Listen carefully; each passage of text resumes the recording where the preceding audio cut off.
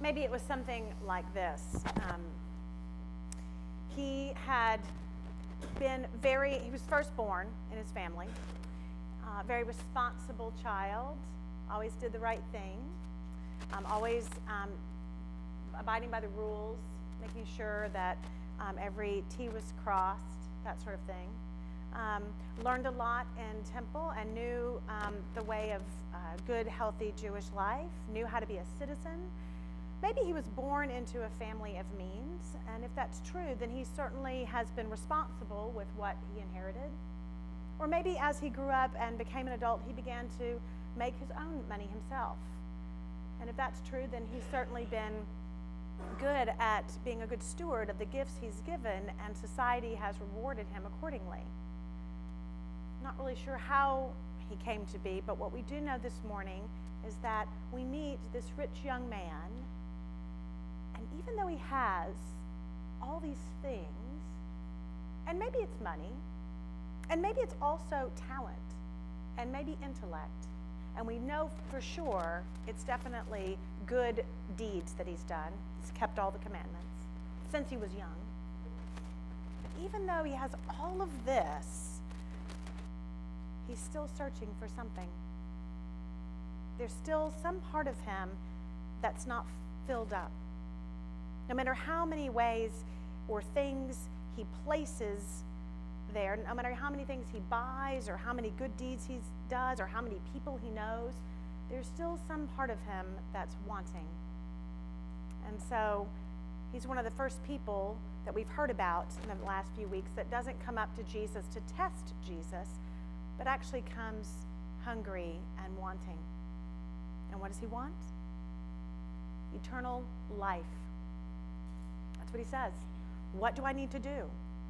And I'm sure he was, how I make him up, he's so earnest and had, pen and paper ready.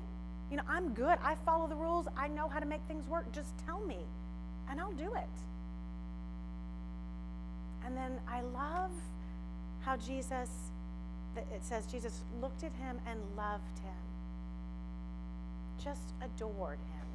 Here he was, this responsible, effort-filled young man. And Jesus looks at him and loves him. And in loving him, says, oh, I see you have all of this, but you lack one thing.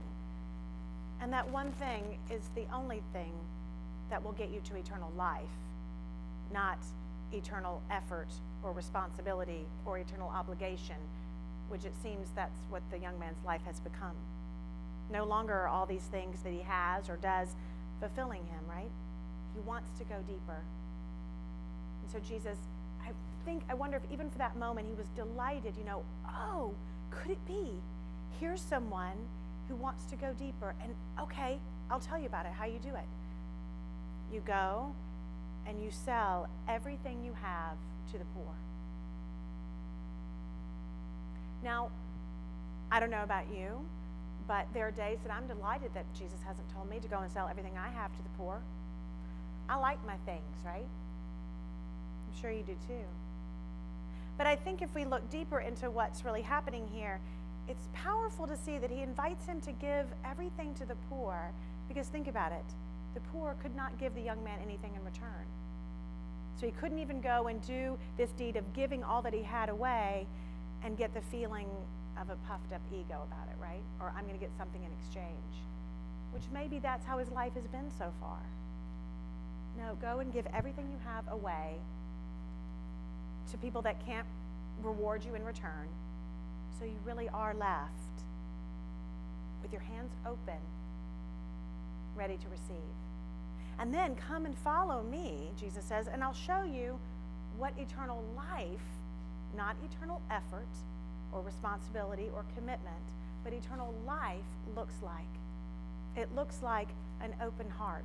It looks like connection, relationship with other people, not consumed and covered up and hidden under what you've done or earned, but open and available and in community. And he walks away confused and grieving. And I wonder whatever happened to him. I wonder if he snuck around sometimes behind Jesus and his disciples and listened in a little bit longer.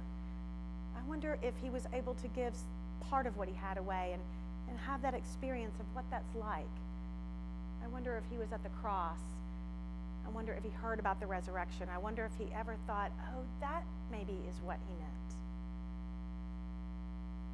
Jesus may not be inviting us to do exactly, literally, what he invites the rich man to do in today's story, except that he is.